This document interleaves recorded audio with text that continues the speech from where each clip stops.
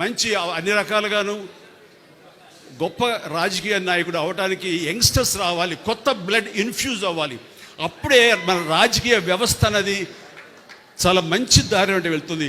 అలాంటిది ఎలా కనిపెట్టు నీ గురించి చెప్తానని. ఐ లవ్ యూ కృష్ణుడు.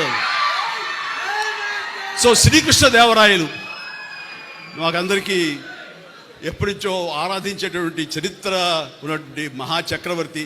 ఆ పేరు పెట్టుకున్న మన లావు రత్నం గారి అబ్బాయి, రత్తయ్య గారి అబ్బాయి లావు శ్రీకృష్ణదేవరాయలు మంచి భవిష్యత్తు ఉండాలి. అండ్ తను అసెంబ్లీ పార్లమెంట్లో మాటలు కానివ్వండి, తను తీసుకునే ఇష్యూస్ మీద ఆయన ఫైట్ చేయడం కానివ్వండి, ఆయన వాగ్దాటి కానివ్వండి, ఇంగ్లీష్ అవని తెలుగు కానీ ఇలాంటి డైనమిక్ రాజకీయ నాయకులు రావాలి, ఇలాంటి ఎడ్యుకేటెడ్ పర్సన్స్ రావాలి.